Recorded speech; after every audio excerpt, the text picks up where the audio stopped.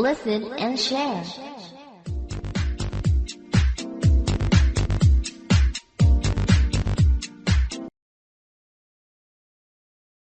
Hi, everybody. My name is John Keith. Welcome back to my channel, White Eagle. Today, we're going to talk about why you must listen. Let's get started. Identify objects around you in English.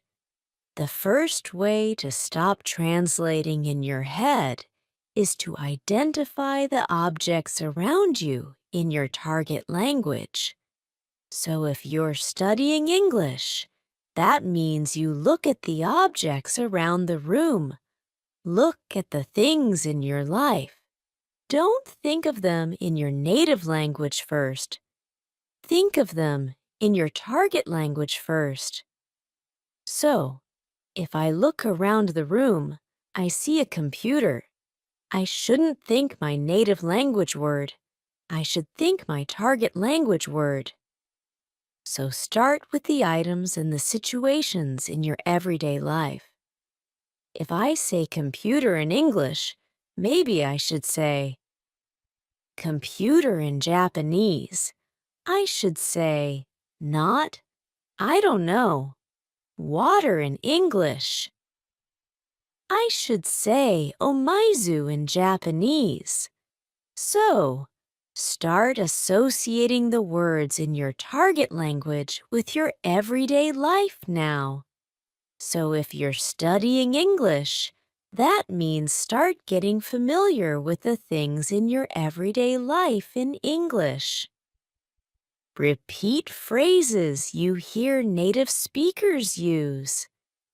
Tip number 2 is to repeat the you hear native speakers use.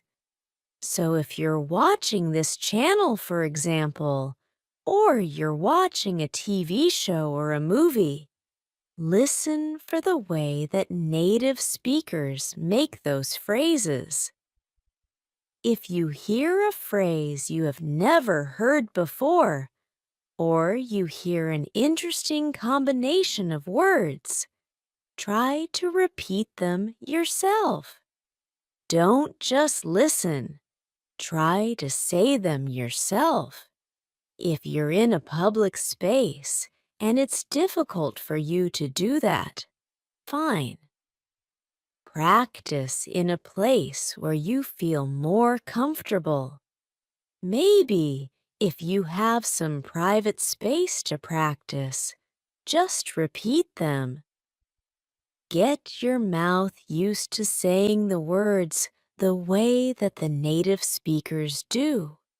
So if you never actually say words, if you're only taking in, if you're only listening, and you're not actually producing the language, it's kind of hard to practice and to really hone your pronunciation, to improve your pronunciation.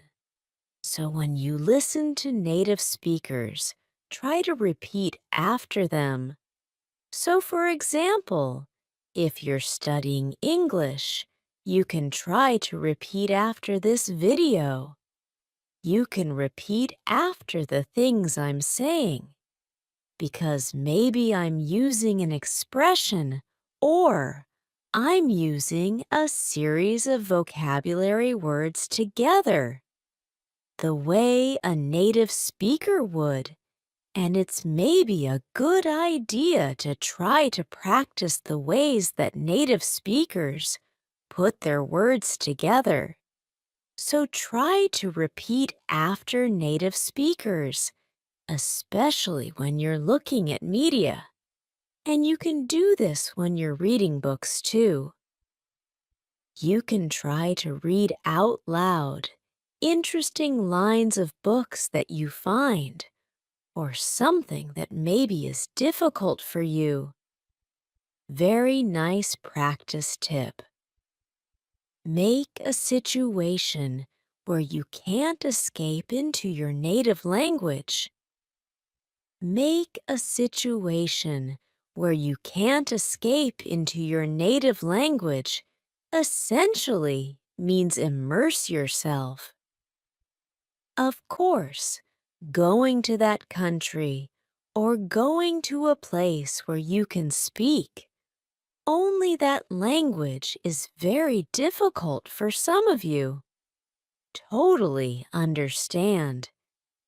But if in your life you can create a situation in your library, in your room, in your house somewhere for just an hour or, I don't know, maybe a day. I don't know what your schedule is like, but if you can create a situation or create an environment where you have no choice but to use that language and you cannot escape, meaning you cannot go back to using your native language as a crutch, you can't use the native language at all. It forces you to use the language that you're studying. So, of course, if you are lucky enough to live in the country or to live in a place where people speak the language you're studying, great. But you have to go out and interact with people. You have to put yourself in a place where you have no choice but to speak. It's very hard, and it's very scary, and it's very embarrassing at first. But if you take time to find places and to make environments that are comfortable for you, where you feel comfortable making mistakes and asking questions, it's very valuable for your learning process. This is actually something that I did, totally. I totally did this. My Japanese wasn't very good for a long time, but then I started making friends who could not speak English. Actually, I just did this through finding hobbies. There was a hobby that I had. I joined a group.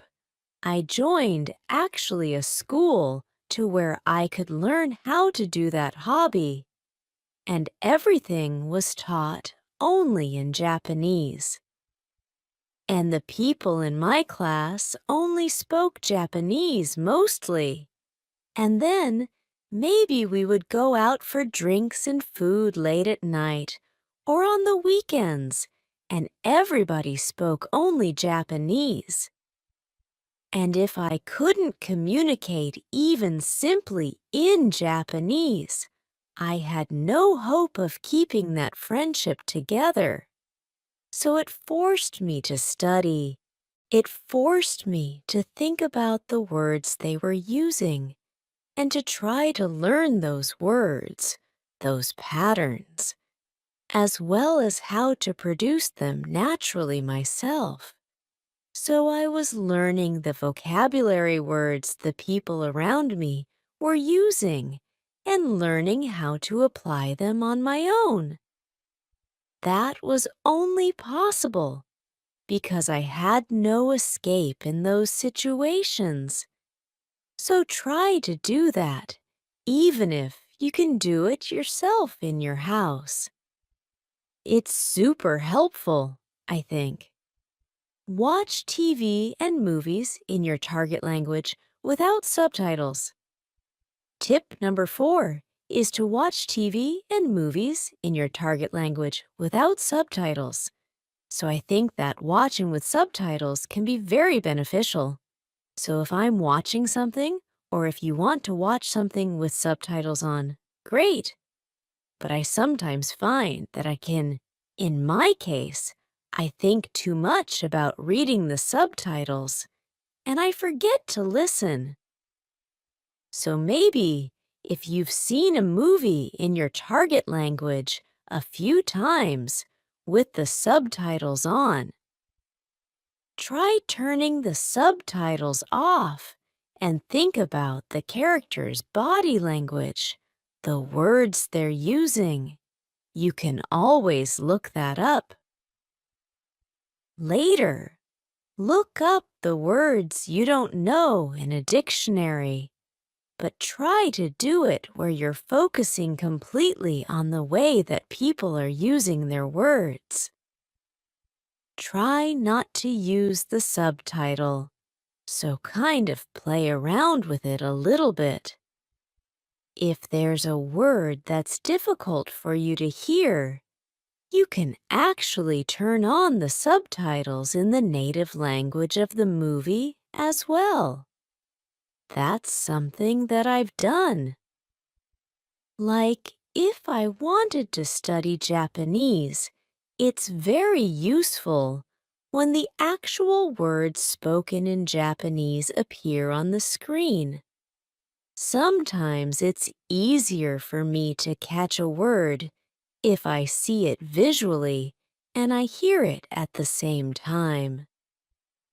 So another way to explore how you can use TV and movies is to actually turn on the closed captions, like the words on the screen in the native language of the movie. So this is sort of 2 points in one. So 1, watch movies without subtitles, meaning subtitles in your native language. And hint 2 is to watch movies with closed captioning on. But the closed captioning is in your target language, not in your native language. So you can try those 2 things with TV and with movie. Don't bring a dictionary to your lesson. Tip number 5 is don't bring a dictionary to your lesson, okay? So give me a second here. So I understand that dictionaries, especially electronic dictionaries, we have them on our phones now, are very, very convenient. Of course, it's important to use them, and they're a great resource to have. However, one thing that really bothers me and that I think is detrimental, is not helpful for students, is when students are in a lesson and they're practicing conversation and they reach a point in the conversation where they don't know the word they want to use. They know it in their native language, and they don't know how to say it in their target language. They pull out their dictionary. They say to the person listening to them, their practice partner in their lesson, where they have a limited period of time, just a moment, and then they look it up on their phone. It takes a few seconds. The flow of the conversation stops, and then they say a word. It's like, whoa, no, you don't have that ability. You don't have the ability to do that in a conversation with a native speaker. Most people, like if you go to a bank and try to open a bank account, are you really going to pull out your dictionary and sit there and try to communicate? Just a moment, just a moment. As you look up each word you don't know, no. Or if you do, that's not a real conversation. So instead, try using a different strategy. By that, I mean, if you find a word you don't know in conversation, explain the word to your conversation partner. Maybe they know the word. If you're speaking with a native speaker, this is a chance for them to teach you a word. I find that when people take the time to teach me a word, I remember the word much better than just looking it up on my dictionary. So try to resist. Maybe you can bring a dictionary to your lesson, but don't use it or try not to use it in your conversation practice. It destroys the flow of a conversation. So instead, practice the skill of describing the vocabulary word you want to use and learn how to ask the meaning of a word, or learn how to ask for a vocabulary word from your partner so you can use an expression like, ah, what's the word that means blah, blah, blah? Or, you know, it's this thing that does this and this and this. So this is an opportunity for you to describe characteristics of something or find a different way. You can use your body language. You can use whatever. You have a lot of tools, but try not to use a dictionary in a conversation because it's not realistic. Train responses to common questions. Number 6 is a quick one. I think number 6, hint number 6 I have, is just to train responses to common questions. So, for example, a very common question in English is, "Hey, how are you?" You should know how to answer this question. Just have a default response. "Hey, how are you? I'm good." If it takes you a long time to answer the question, "Hey, how are you?" you need to practice. I think that's a pretty good indicator. So, for example, sometimes I ask students a question like they haven't quite gotten the idea of how to respond just yet. They're not quick at responding. I say, "Hey, how are you?" And they say, "Yes." And then they think and they go, "I'm good." That's a very common question. So think about just a default response that you can spit out, that you can quickly say. If it's, "How was your weekend?" Or, "Hey, what's up?" Or, "What do you want to do for dinner tonight?"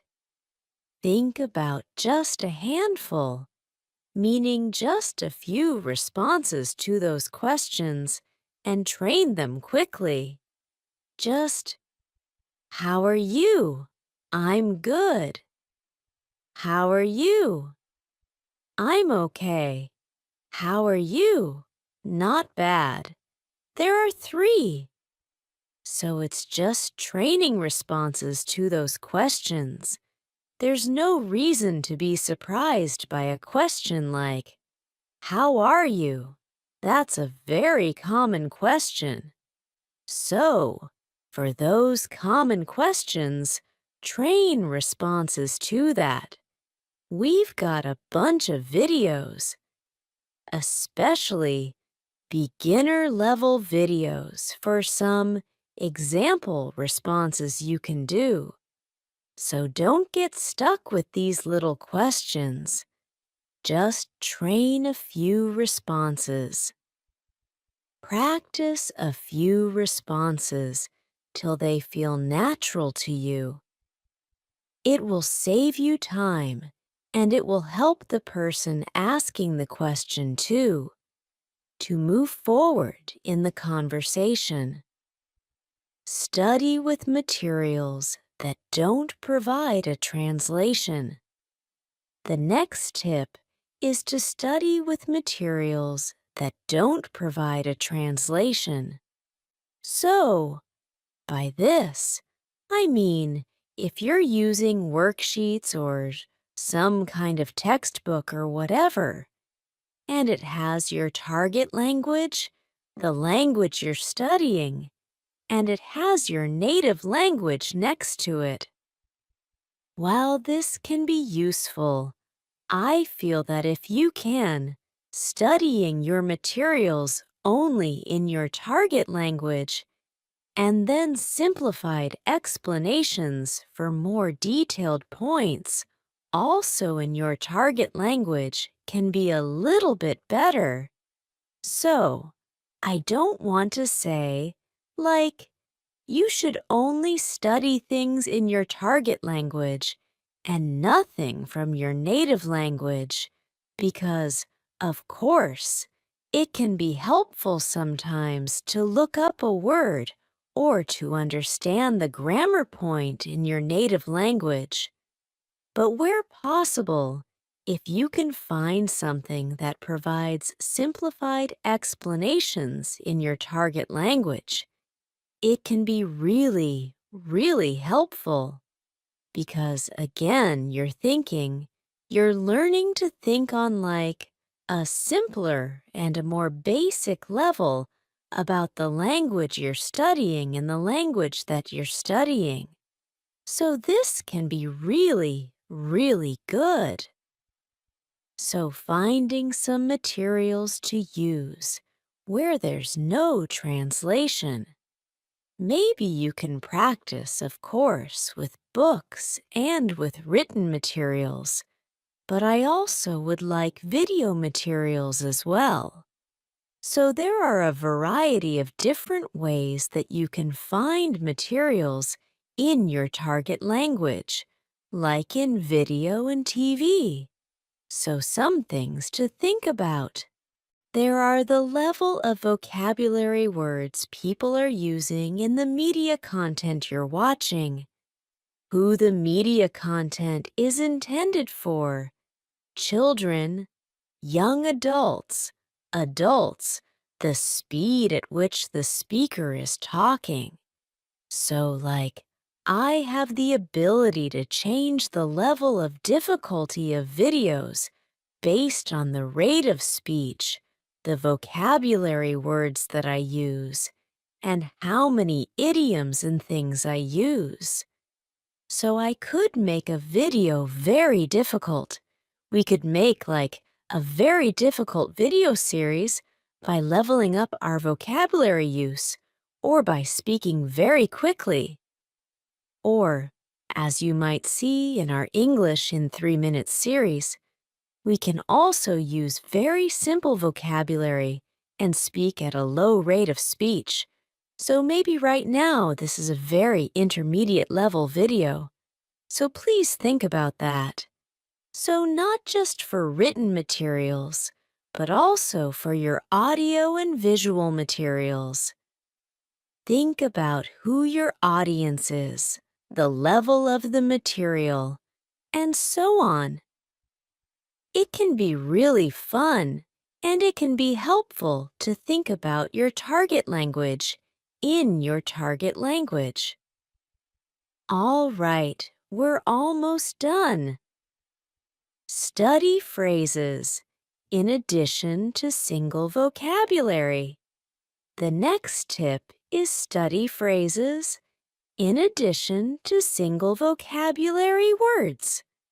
So yes, of course, vocabulary is important, but I find it personally very, very useful to look at how a vocabulary word is used in a phrase, because sometimes using it in a phrase helps you understand the nuance of that vocabulary word really, really well.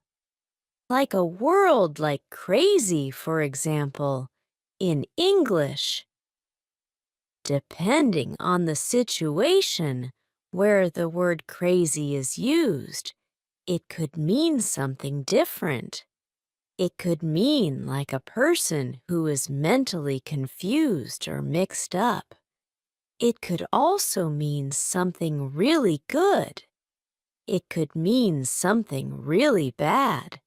So if we look only at the word crazy, it's quite difficult to understand really the meaning of the word.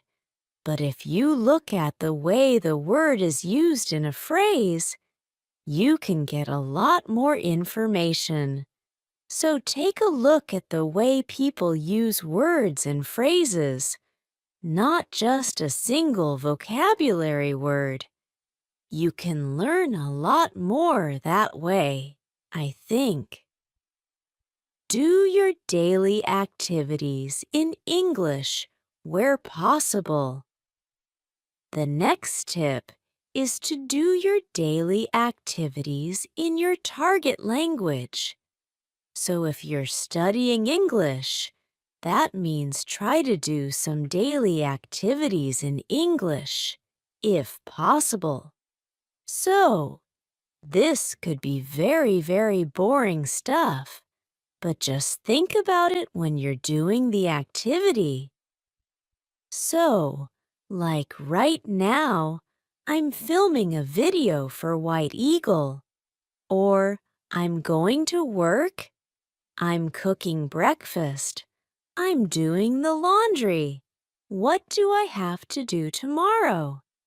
So try thinking about your everyday life in English if you're studying English. Try thinking about your everyday activities, the people that you meet. What are you doing? So this is a way to help you practice your verb. So, if you don't know, if you're, I don't know, you're doing something at work and you're like, oh my gosh, how do I explain what's the verb for a picture? Like, I want to blah, blah, blah. A picture. What's the word? You can check a dictionary at that point and go, oh, it's draw. I need to use the verb draw for draw a picture. So you can find these little gaps in your everyday life. These little gaps and your knowledge, if you think about your everyday activities in your target language. If you don't think about it in your target language, you might not realize you have vocabulary gaps or phrase gaps here and there. So this is a really good and kind of funny, actually, way to study. Use a learner's dictionary for new words. The last tip is to use a learner's dictionary for new words.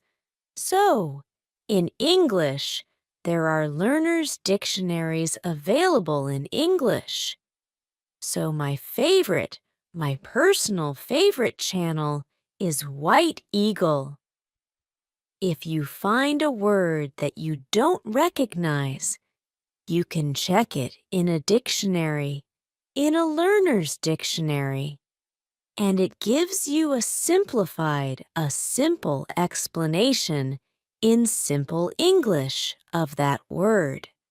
So instead of checking it in your native language, you can check it in your target language. So again, this helps you to understand the word that you're focused on, but you understand it from the language you're studying, not from your native language. So using a learner's dictionary can be really, really useful as well. All right, so those are 10 tips to help you stop translating in your head. I know it's very difficult, but it takes time and it takes practice. And I hope that these are a few strategies that can help you as you study any language. Of course, this is an English language channel, an English language learning channel. But I think these tips are pretty good for learning just about any language, really. So I hope those are useful for you. If you have tried these strategies, or if you have any other comments or other tips, please let us know in the comments section below this video. Thanks very much for watching this episode of White Eagle, and I will see you again soon. Bye.